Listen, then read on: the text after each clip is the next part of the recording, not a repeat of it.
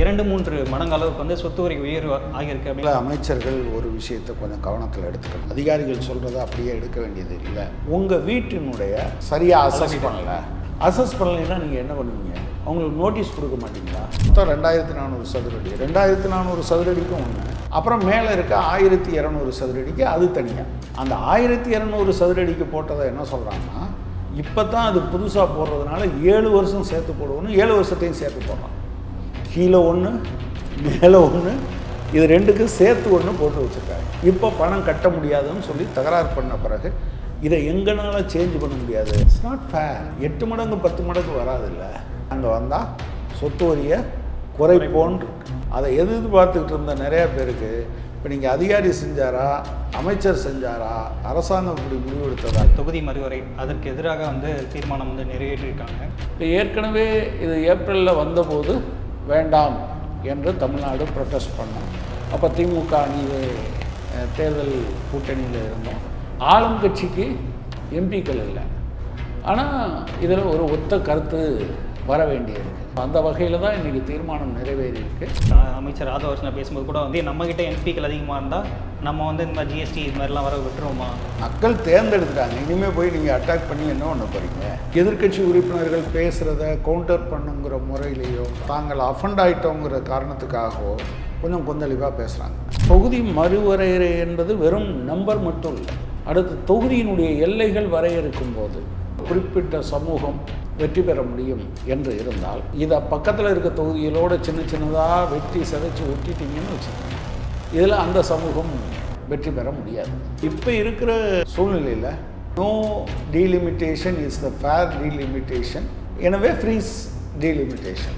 மரிய வில்சன் தெரிஞ்சு செய்கிறாரா தெரியாமல் செய்கிறாரான்னு எனக்கு தெரியல.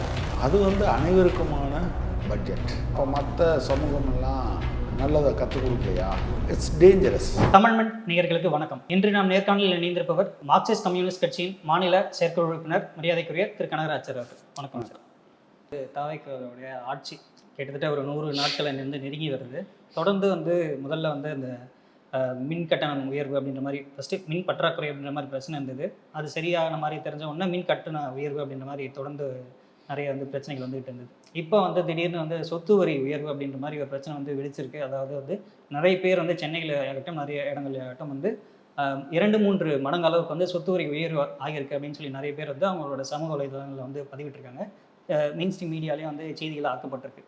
இதுக்கு வந்து கார்ப்பரேஷன் தரப்பில் வந்து என்ன விளக்கம் கொடுத்துருக்காங்க அப்படின்னா, முந்தைய அளவீடு வந்து சரியாக நடக்கலை, இப்போ வந்து திருத்திய அளவீடு, அதற்காக வந்து அந்த கட்டணம் வந்து அறிவிக்கப்பட்டிருக்கு. இதில் வந்து எந்த ஒரு கட்டண உயர்வும் நாங்கள் பண்ணலை அப்படின்ற மாதிரி விளக்கம் கொடுத்துருக்காங்க.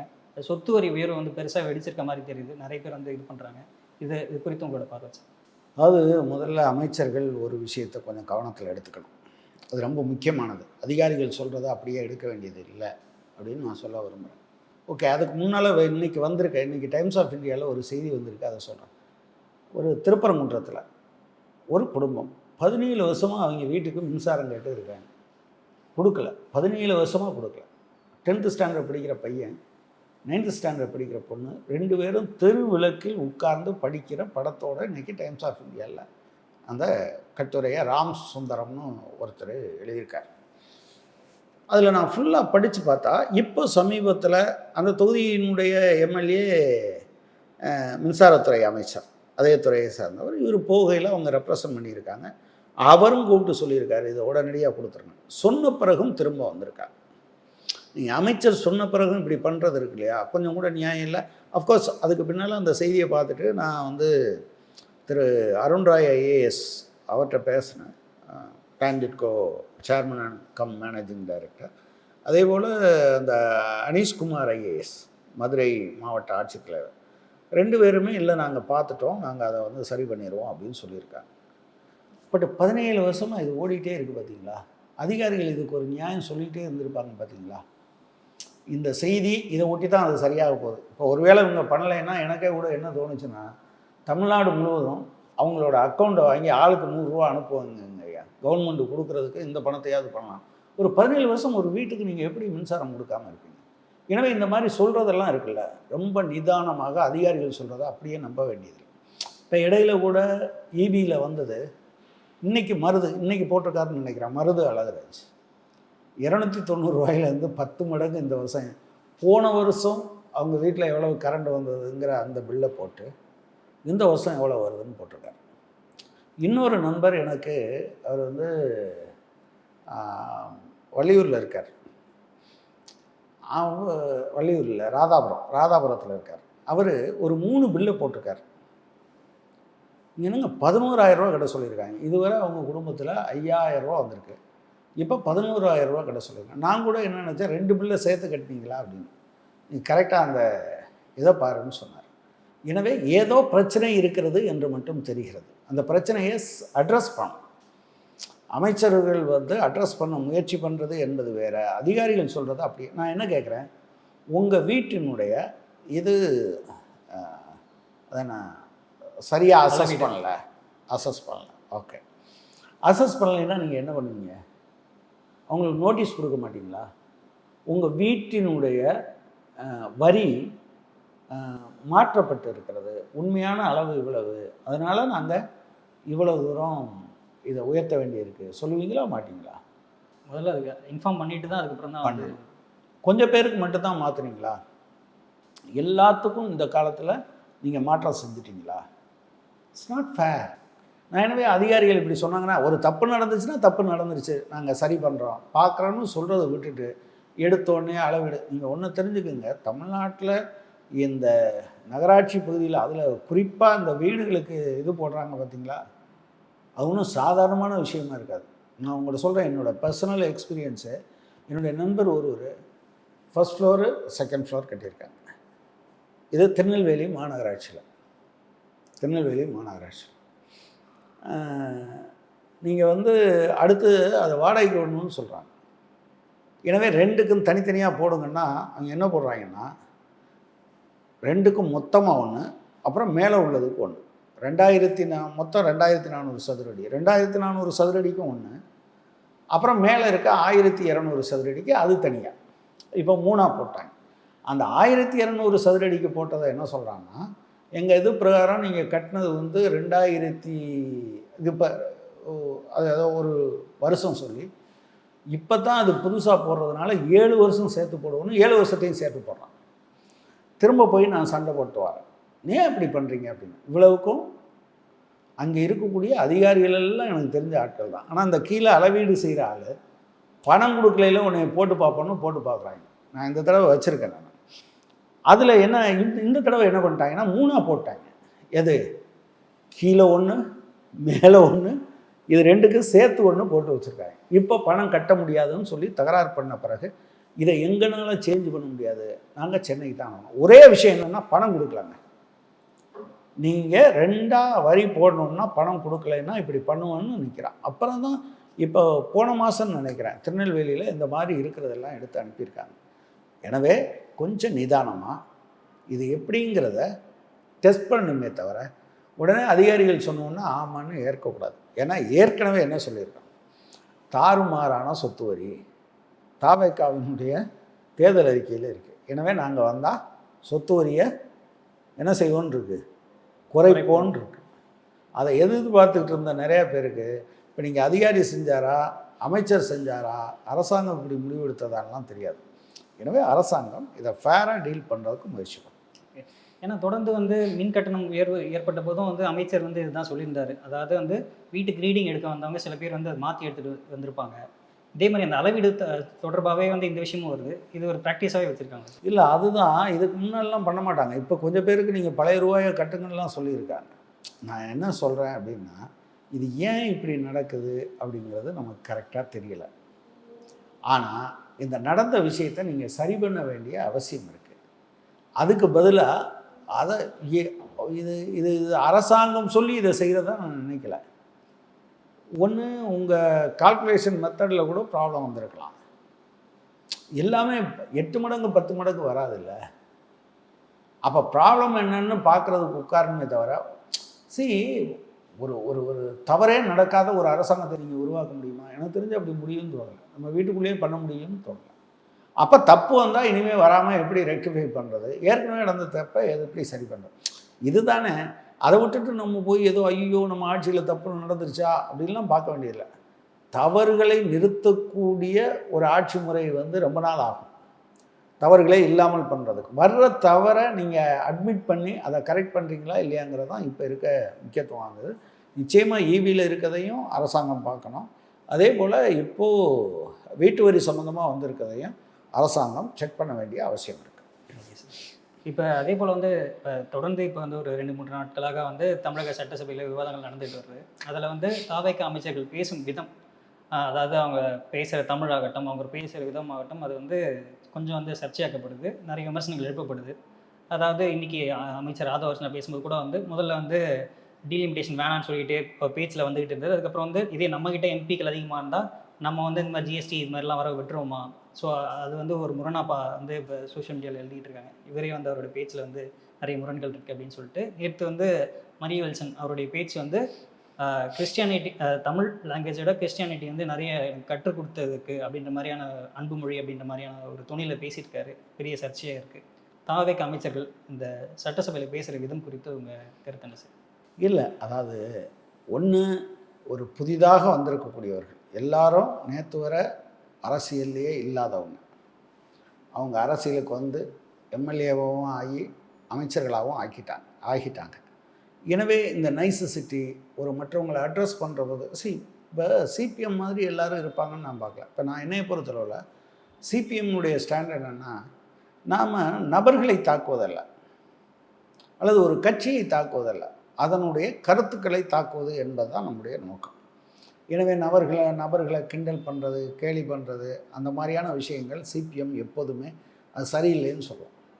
ஆனால் முதலமைச்சர் அதை துவக்கி வச்சிட்டார், அப்பாவை காணோம். அதெல்லாம் வந்து நீங்கள் வந்து எப்போதுமே இந்த மாதிரியான விஷயங்களுக்கு எல்லாரும் ஏதாவது ஒரு நேரத்தில் பதில் சொல்ல முடியும். எனவே அதையெல்லாம் விட்டுட்டு நீங்கள் you have to concentrate on your business, not this.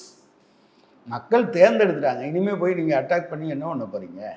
நீங்கள் ரொம்ப அதில் எவ்வளவு பெருந்தன்மை காட்டுறீங்களோ அதுக்கு தகுந்த அவங்களுடைய மதிப்பு கூடும். சில பேர் ஓகே, எதிர்க்கட்சி உறுப்பினர்கள் பேசுகிறத கவுண்டர் பண்ணுங்கிற முறையிலையோ அல்லது தாங்கள் அஃபண்ட் ஆகிட்டோங்கிற காரணத்துக்காகவோ கொஞ்சம் கொந்தளிப்பாக பேசுகிறாங்க. திரு மரிய வில்சன் தெரிஞ்சு செய்கிறாரா தெரியாமல் செய்கிறாரான்னு எனக்கு தெரியல. It's dangerous. அது வந்து அனைவருக்குமான பட்ஜெட். ஒரு இஸ்லாமியர் ஒருவரும் நிதியமைச்சராக இருக்கலாம், இந்து ஒருவரும் இதுவரை இருந்திருக்காங்க, கிறிஸ்டியன் ஒருவரும் இருக்கலாம். அதை நீங்கள் வீட்டில் வச்சு என்ன வேணாலும் பண்ணிக்கலாம். ஆனால் உங்களுடைய மத அடையாளங்களை பொதுவான பதவியின் பொருட்டு, அரசமைப்பு சட்டத்து பதவியின் பொருட்டு கடமைகள் ஆற்றுகிற போது அதை செய்வது என்பது சரியில்லை. அது வந்து அது ஒன்று, அதை பொறுத்தளவு. அது அப்புறம் கிறிஸ்டியானிட்டி தான். நான் கிறிஸ்தவ ஸ்கூலில் தான் படித்தேன். 9th 10th government school. நான் வந்து படித்தது சிஎஸ்ஐ ஆரம்ப பள்ளி. அப்புறம் அடுத்து வந்து இதே மாதிரி ஒரு கிறிஸ்தவ பள்ளி. அது வந்து அப்போ பஞ்சாயத்து யூனியன் ஸ்கூலாக இருந்தது, பின்னால் மாறிச்சு. ஆனால் அது ஒரு எய்டட் ஸ்கூலாக இருந்தது. 11th 12th Sacred Heart Higher Secondary School Thiruvarangam. In fact நீங்கள் அது கற்றுக் கொடுத்த நிறையா விஷயங்கள் இருக்குது. நீங்கள் இப்படி வந்து பொது வழியில் போட்டு உடைக்கும் போது இயல்பாக அது என்ன வந்துடும், அப்போ மற்ற சமூகமெல்லாம் நல்லதை கற்றுக் கொடுக்கலையா அப்படிங்கிற கேள்வி வரத்தானே செய்யும். எனவே ஒரு மனுஷனுக்கு ஒரு குறை இருக்கிறது ஒரு பெரிய பிரச்சனையாக என்ன? இப்போ நான் பேசுகிறதுல தமிழினுடைய சிறப்பே அந்த 3 லகரத்தை எப்படி உச்சரிக்கிறது, 2 சுழியின் 3 சுழியின் அப்புறம் இது 3ஐயும் நம்ம மாற்றி நம்ம உச்சரிக்கிறோமா பலரும்? அனைமா நம்ம அப்படி பண்ணுறதே கிடையாது. ஏன்னா நமக்கு அப்படி சொல்லித்தரப்படலை. எனவே இது எல்லாத்துக்குமே இந்த பிரச்சனை இருக்கும். எனவே ஒன்று இருந்தால் பழகிக்கிறேன்னு சொல்ல வேண்டியதானே, அதில் என்ன பெரிய பிரச்சனை இருக்குது? அதை விட்டுட்டு நீங்கள் வந்து அஃப்கோர்ஸ் இன்றைக்கி அவர் சொல்லியிருக்காரு, இல்லை நான் என்னுடைய பழக்க வழக்கத்தினால முயற்சி பண்ணி மாற்றிக்கிறேன். ஆமாம், இதுதான் நல்ல இது. எனக்கு தெரிஞ்சு அந்த பொசிஷன் ரொம்ப டேஞ்சரஸ் பொசிஷன். ஏன்னா உடனே வந்து விவாதங்கள்லாம் தொடங்கிட்டாங்க. இது வரைக்கும் வந்து ஒரு மதத்தை அடையாளம் வைத்து ஒரு அரசியல் பண்ணுற மாதிரி இது வரைக்கும் நடந்ததில்லை. இப்போ வந்து இவங்க வந்து கிறிஸ்டியானிட்டி அப்படின்னு சொல்கிறாங்க. அப்போ பிஜேபி வந்து தமிழ்நாட்டில் வந்து அவங்களோட இந்துத்துவ அரசியல் வந்து இதுக்கப்புறம் வலுப்பெறும் அப்படின்ற மாதிரியான வாதங்கள்லாம் தொடங்க வச்சுட்டாங்க. அதான் நீங்கள், நான் என்ன சொல்கிறேன், இறை நம்பிக்கை என்பது தடை செய்யப்பட்டதில்லை எல்லா இடத்துலையும். ஆனால் பொது வாழ்க்கையில் இறை நம்பிக்கையை நீங்கள் கலப்பது கூடாது. தேர் என்ஸ் த மேட்டர். உங்களுக்கு நான் சொல்கிறது புரியல. அதனால் நீங்கள் வந்து ஒருத்தர் இந்துவாவோ கிறிஸ்தவராகவோ அல்லது எந்த மத நம்பிக்கையும் இல்லாதவராகவோ இருப்பது பிரச்சனை கிடையாது. நீங்கள் வீட்டுக்குள்ளே வச்சுக்கலாம், உங்கள் குடும்பத்துக்குள்ளே வச்சுக்கலாம். பட் பொது வெளிக்கு வரும்போது நீங்கள் ஒரு குடிமகன். அரசமைப்பு சட்டம் பொதுவான நடைமுறைகளில் தான் உங்களை கவர் பண்ண முடியும். அப்போது இது அவங்க ரொம்ப நாளாக செஞ்சுக்கிட்டு தான் இருக்காங்க. அவங்க வேறு வழியில் ஹிந்துத்துவ ஆட்கள் செஞ்சுக்கிட்டே இருக்காங்க. இப்போ வந்தே மாதரத்தினுடைய நோக்கம் என்ன? அதுதானே. அவங்க அதை அதை அது அது எதுக்காக கொண்டு வந்திருக்காங்கங்கிறது. எனவே இதை கட்டாயமாக தவிர்க்கணும்னு இல்லை, நிப்பாட்டணும். இவங்க எல்லாரும் இதை நிப்பாட்டலைன்னா நாளைக்கு அது ஒரு பெரிய பிரச்சனையாக மாறும். அது அவர்களுக்கு பிரச்சனை இல்லை. அவங்க சமூகத்தினுடைய பொருளாதாரத்தில் உயர் அடுக்கில் இருக்காங்க. ஆனால் கீழடுக்கிற இருக்க மனிதர்கள் இருக்காங்களா, பாதிக்கப்படுவாங்க. Is not doing service to Christianity. ஒரு கிறிஸ்டியானிட்டிக்கு நன்மை செய்யலை. அதையே அதில் இருக்கக்கூடிய சாதாரண மக்களை டேஞ்சருக்கு உட்படுத்துகிற வேலை அதை அவர் செய்யக்கூடாது. இன்று சட்டசபை கூட்டம் கூடியிருக்கு. டீலிமிட்டேஷன், அதாவது தொகுதி மறுவரை, அதற்கு எதிராக வந்து தீர்மானம் வந்து நிறைவேற்றியிருக்காங்க. ஆக்சுவலாக இந்த தீர்மானம் நிறைவேற்றுறதுல வந்து திமுக, அதிமுக அந்த மாதிரியான கட்சிகள் வந்து ஆதரவு தெரிவிச்சிருக்காங்க. அதிமுக வந்து ஒரு லிமிட்டெட் ஆதரவு அப்படின்ற மாதிரி இந்த மசோதா, அதாவது இந்த டீலிமிட்டேஷன் இதுக்கு ஆதரவு தெரிவிக்கல. ஆனால் வந்து இந்த மகளிர் இடஒதுக்கீடு அந்த விஷயத்தை வந்து முன்னிறுத்தி நாங்கள் வந்து ஆதரவு தெரிவிக்கிறோம் அப்படின்னு சொல்லியிருக்காங்க. பாமக மாதிரியான கட்சிகள், பாஜக இவங்கெல்லாம் வந்து ஆதரவு தெரிவிக்கல. சட்டசபையில் இன்றைக்கி நடந்த அந்த தீர்மானம், இதுக்கப்புறம் அந்த சூழல்கள், இது குறித்து உங்களோட பார்வை என்ன சார்? தொகுதி மறுவரை என்பது நம்ம செய்யணும். சட்டப்படி, அரசமைப்பு சட்டப்படி நாம் தொகுதி வரையறை செய்யணும். இப்போது இந்த மறு வரையறை என்கிற போது அதில் வேறு சில இஷ்யூஸ் இருக்குது. கடந்த காலத்தில் இல்லாத சில பிரச்சனைகள் இந்த காலத்தில் வந்திருக்கு. கடந்த காலத்துலையும் இது வந்தது, ஆனால் இப்போ அது தீவிரமாக வந்திருக்கு. முதல் விஷயம் என்னென்னா, நீங்கள் 71 சென்சஸ் அடிப்படையில் தான் தொகுதி வரையறை இருந்தது. அதுக்கு பின்னால் குடும்ப கட்டுப்பாடு சம்பந்தமான தீவிர பிரச்சாரம் முன்னெடுக்கப்பட்டது. தமிழ்நாடு மாதிரியான மாநிலங்கள் அதில் முன்னணியில் நிற்கிது, தென் மாநிலங்கள் முன்னணியில் நிற்கிது. இதனால் டோட்டல் ஒட்டுமொத்த மக்கள் தொகையில் தமிழ்நாட்டினுடைய விகிதம் குறைஞ்சிருக்கு. உதாரணமாக தமிழ்நாட்டில் வந்து இந்தியாவில் வந்து ரீப்ளேஸ்மெண்ட் ரேட் வந்து 2.1. அப்படின்னா ஒவ்வொரு பெண்ணும் அவர் வாழ்நாள் காலத்தில் 2.1 குழந்தைகளை பெற்றெடுத்தால்தான் தமிழ்நாட்டினுடைய மக்கள் தொகை இப்போ இருக்கிறது மாதிரியே நீடிக்கும், உயராது, குறைவும் செய்யாது. ஆனால் இப்போது தமிழ்நாட்டில் டோட்டல் ஃபெர்டிலிட்டி ரேட் அப்படின்னு சொல்கிறது, அதாவது ஒவ்வொரு பெண்ணும் எத்தனை குழந்தைகளை பெற்றெடுக்கிறார் அப்படின்னு பார்த்தீங்கன்னா சராசரி 1.3. அப்போ நம்ம மக்கள் தொகை இனிமேல் குறைய ஆரம்பிக்கும்.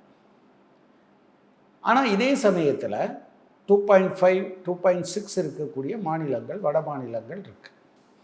அதெல்லாம் ரொம்ப சாதாரணமாக நான் வந்து வடக்க இருக்கவங்களுக்கு ஒன்றும் விவரம் தெரில அப்படிங்கிறதெல்லாம் கிடையாது. அந்த கலாச்சாரம், படிப்பறிவு இதோடெல்லாம் சம்மந்தப்பட்டது ஆக்சுவலாக. அந்த காரணத்தினால இப்போ இருக்கிற இதே மக்கள் தொகையின் அடிப்படையில் மறுவரையறை செய்யப்பட்டால் தமிழ்நாடு வஞ்சிக்கப்படும். நம்பர் 1. 2வது, இந்த 850 மாற்ற போகிறோம், 540 நாடாளுமன்ற தொகுதிகள் என்பதை 800 மாற்ற போகிறோங்கிறது எந்த லாஜிக்கும் இல்லாது. ஏன்னா எதிர்காலத்தில் இது என்ன சிரமங்களை உருவாக்கும் அப்படின்னு நீங்கள் பார்த்தீங்கன்னா, இப்போ 543 பேர் இருக்கிற போதே பேசுவதற்கு போதுமான நேரம் எல்லாத்துக்கும் கிடைக்கிறதில்ல. அப்போ 800 பேரோ நீங்கள் அதுக்கடுத்து 1000 பேர்னும் நீங்கள் யோசிச்சிங்கன்னு வச்சுக்கோங்க, அவ்வளவுக்கு நேரத்துக்கு நீங்கள் எங்கே போவீங்க? சட்டமன்றம், நாடாளுமன்றங்கள் குறைந்தபட்சம் 100 நாள் நடக்க வேண்டும் என்று சொன்னால் கூட அது அத்தனை நாள் நடக்கிறதில்ல. இன்ஃபேக்ட் இடையில் நீதிபதி, தலைமை நீதிபதியாக இருந்த ரமணா ஓய்வு பெற்ற பிறகு ஒரு இடத்துல பேசும்போது சொல்கிறார், இப்போல்லாம் நீங்கள் வந்து நாடாளுமன்றத்தில் சட்டமன்றத்தில் முறையாக ஆழமாக விவாதிக்காமல் நீங்கள் வந்து சட்டத்தை இயற்றுறதுனால அது எல்லாம் வழக்குகள் வடிவில் எங்கே வந்துடுது, நீதிமன்றத்துக்கு வருது, எங்கள் நேரம் காலியாகுது. நான் வந்து தொழில் தகராறு சட்டத்தை வாசிக்கிற போது அது குறித்தான விவாதம் நடந்ததை நான் போது கம்யூனிஸ்ட் தலைவர் பி ராமமூர்த்தி அவங்களுடைய கவலை என்னென்னா, இவ்வளோ பெரிய நாட்டில் பல்வேறு விதமான ஏற்ற இறக்கங்களும் வேறுபாடுகளும் இருக்குது. இப்போ அதை கவனத்தில் எடுக்கணும், ஆனால் எல்லாத்துக்கும் பொதுவான ஒரு சட்டத்தை உருவாக்கணும் என்பது எவ்வளவு கவலையோடு பேசியிருக்காங்க. எதனால அது இவ்வளோ நாள் நிற்கிதுங்கிறத பார்க்குறேன், இந்த காலத்தில் இல்லைன்னு சொல்கிறாங்க. அப்போ இவ்வளவு ஆழமாக பேசுவதற்கு வாய்ப்பே இப்பெல்லாம் தர்றதில்லை. மூன்றாவது விஷயம் வந்து, சுதந்திர இந்தியாவினுடைய வரலாற்றில் ஒரு ஆளும் கட்சி இல்லை இஸ்லாமியர்கள் யாரும் என்னவா இல்லை, எம்பிக்களாகவே இல்லை. நீங்கள் இஸ்லாமியர்கள்னு சொல்லும்போது இது என்ன ஒரு பெரிய விஷயமானு பார்க்க வேண்டியதில்லை. உலகத்தில் 2வது இஸ்லாமிய மக்கள் அதிகமாக இருக்கக்கூடிய நாடு இந்தியா. இந்தோனேஷியாவில் தான் நம்பர் 1 பாப்புலேஷன். இஸ்லாமியர்களுக்கென்று தனி நாடுகள் இருந்தால் கூட 2வது பெரிய பாப்புலேஷன் இந்தியாவில் தான் இருக்குது, இந்தோனேஷியாவுக்கு அடுத்து. நம்ம கரெக்டாக சொல்லணும்னா பாகிஸ்தானை விட இந்தியாவில் தான் இஸ்லாமியர்கள் அதிகம். இவங்க இப்போது இஸ்லாமியர்களுக்கு இது கொடுக்கறதில்ல. ஆனால் அதே சமயத்தில் என்னென்னா, தொகுதி மறுவரையறை என்பது வெறும் நம்பர் மட்டும் இல்லை, அடுத்து தொகுதியினுடைய எல்லைகள் வரையறுக்கும் போது அதை அவங்களுக்கு தேவையான முறையில் மாற்றுவாங்க. இப்போ உதாரணமாக டி நகர் வச்சுக்கோங்க. டி நகரில் ஒரு குறிப்பிட்ட சமூகம் வெற்றி பெற முடியும் என்று இருந்தால், இதை பக்கத்தில் இருக்க தொகுதிகளோடு சின்ன சின்னதாக வெட்டி சிதைச்சி ஒட்டிட்டிங்கன்னு வச்சுக்கோங்க, இதில் அந்த சமூகம் வெற்றி பெற முடியாது. அப்போ இது யாருக்கெல்லாம் பிரச்சனையாக இருக்கும்னா, வெறும் இஸ்லாமியர்கள், கிறிஸ்தவர்கள், சீக்கியர்கள் என்றும் மட்டும் பார்க்க முடியாது. ஈவன் வந்து பட்டியல் சமூகம், பட்டியல் பழங்குடியினரா, இதை சொல்லும்போது சில பேருக்கு ரொம்ப ஆச்சரியமாக இருக்கும். என்ன எப்படினாலும் பட்டியல் சமூகத்தை சார்ந்தவர் தானே அப்படின்னு யோசிப்பாங்க.